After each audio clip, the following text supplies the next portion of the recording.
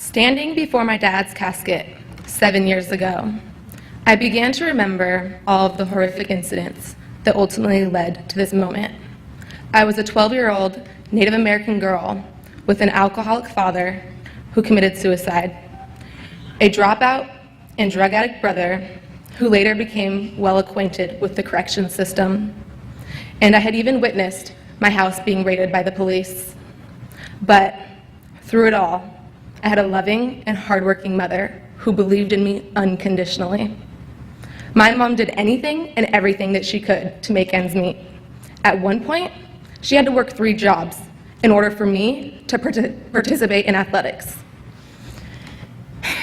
And unfortunately, with the outrageous hours that she had to work, plus the cost of games, she was unable to attend the majority of them. The support of my mother seemed to fade as the reality of my family life became more painfully real to me.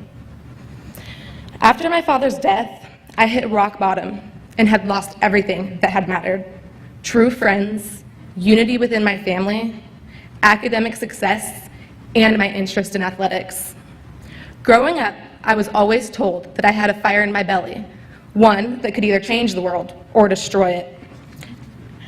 At this point in my life, I had chosen to tear the world to pieces with my anger-filled tendencies.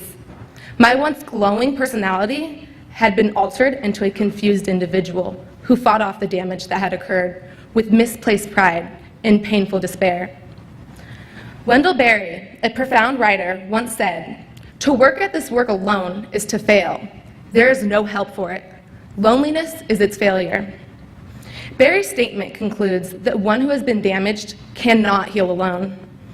We need a sense of community and belonging in order to overcome the roller coaster word called life.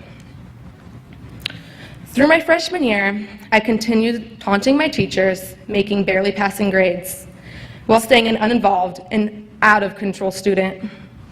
Unfortunately, I was utilizing my overpowering personality in all of the wrong ways and covering up my devastation with my prideful tendencies. But for some reason, a teacher saw potential in me and recommended me to the newly adopted AVID program. Although I struggled with my father's death and family issues, I had always dreamed of being the first in my family to attend college. After going through a challenging process, I was finally admitted into AVID. This is the moment when I realized that I had the potential to do anything. My drive and ambition to succeed came within myself, but because someone saw potential in me, as a student, I began to believe that I could succeed.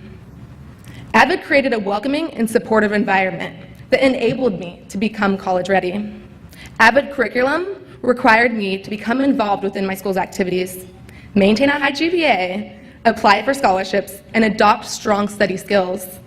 Along with my driving personality, this has allowed me to succeed not only in the high school setting, but the college atmosphere as well. Healing from the damage that has occurred to me was not an easy process. Yes, AVID was the key to my success. And yes, my involvement in extracurriculars kept me busier than beyond belief. But I still hit several bumps in the road. I can recall numerous times when I wanted to give up because it was the easy way out. I blamed a lot of my failure on the obstacles that were placed in front of me.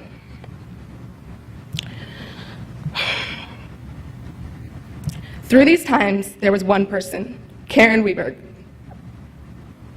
my teacher, coach, and friend. She pushed me to become the best person I could be. She always reiterated, "No one can feel inferior without their own consent." This quote replays in my head every time I am burdened with a struggle.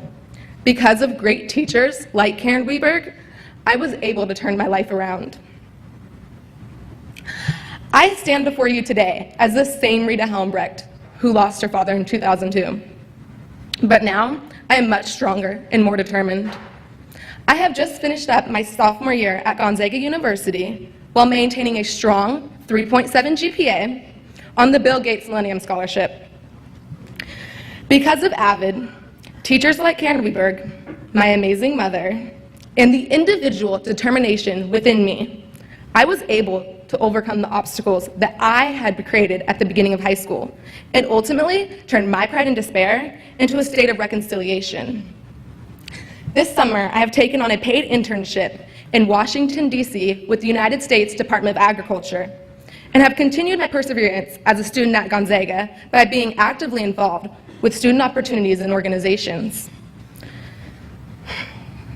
Although it is never easy losing a loved one, especially a parent at a young age, I have realized that I have grown since that day I stood in front of my dad's casket.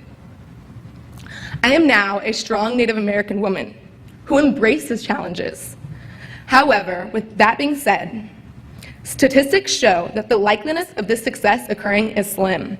I have overcome the stereotype that America labels most Native Americans, but I still cry, I still miss him, and I still wonder why all of these daunting situations were placed in front of me. But I also realized that if anything had gone any differently, I would not have had the opportunity to break this cycle and give hope to other children who suffer as well. There are many of you here today who are teachers, principals, counselors, and AVID supporters. Along with sharing my story, I challenge you to find one student whom you think has the potential to become college-bound, but lacks a necessary resume, and embrace his weaknesses by showing him his strengths.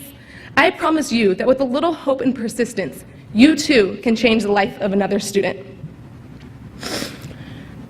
Thank you, and please remember what Wendell Berry says, a sense of community is key.